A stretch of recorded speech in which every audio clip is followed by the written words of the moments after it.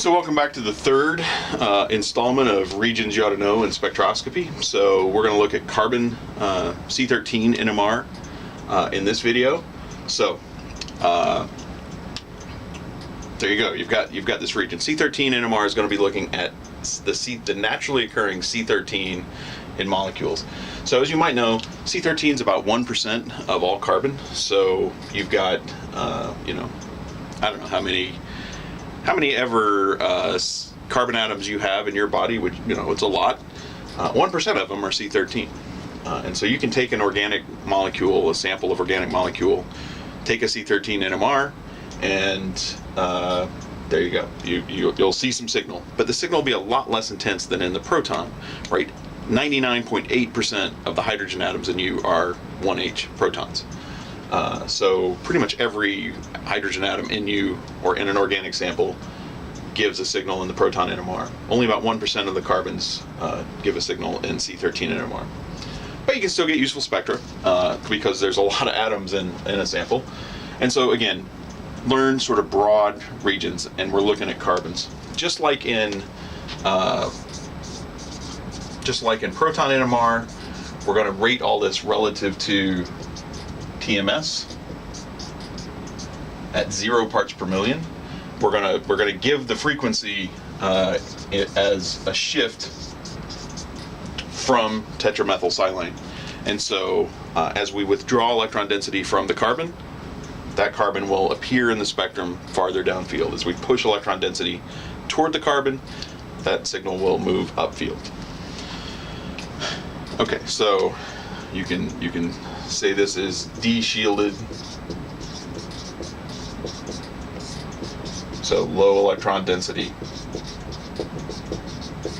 You can say this is shielded, which is high electron density. Imagine I finished that sentence. So again, we're going to look at regions, 200 and even farther down, really. So from about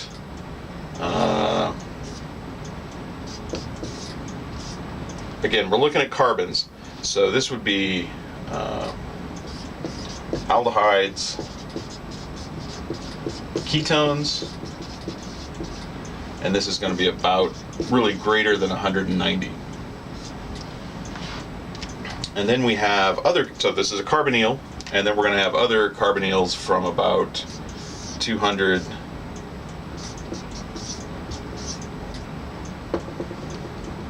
Sorry. So this will be esters, amides, acids. So from about 160 to 200 will be other carbonyls. You can take that all from about 160 all as far left as you can go. You'll have carbon-oxygen double bonds. And you should remember there's a really diagnostic carbon-oxygen double bond stretch in the infrared. So those should go together. If you get a C13 and an IR, if you see signals down here, you should see a carbonyl in the IR and vice versa.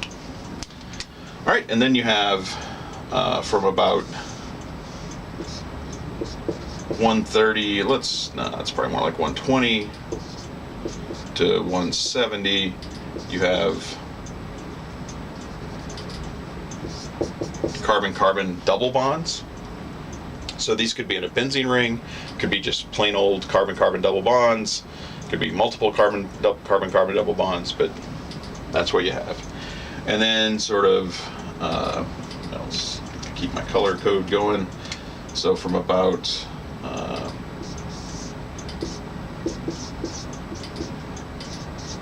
and this is actually probably about 90. I try to give you a pretty big range. You have sp carbons. All right, so from about 90 to 120, you have sp carbons. Carbon-nitrogen triple bonds, carbon-carbon triple bonds, alkenes, that sort of thing. And then from about 90, well, actually more than that, probably out to about 100 to 60, you have sp3 carbons bonded to an electronegative element. So that could be an sp3 carbon bonded to oxygen, nitrogen, chlorine, bromine, what have you. And then you have from about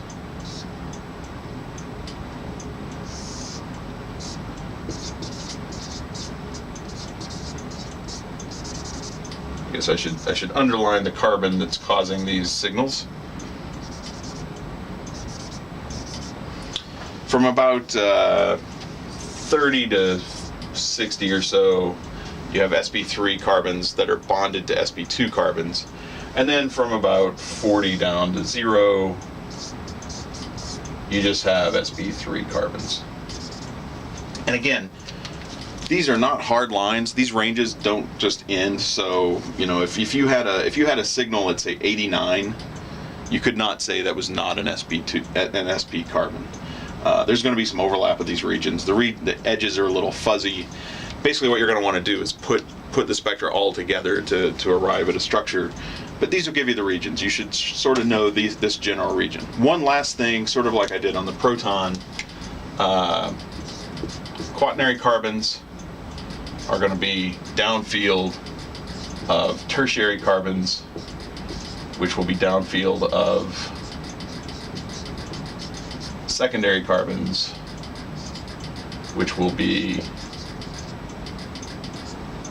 downfield of methyl groups. So in any of these regions, say an Sp3 carbon bonded to an electronegative element, if you had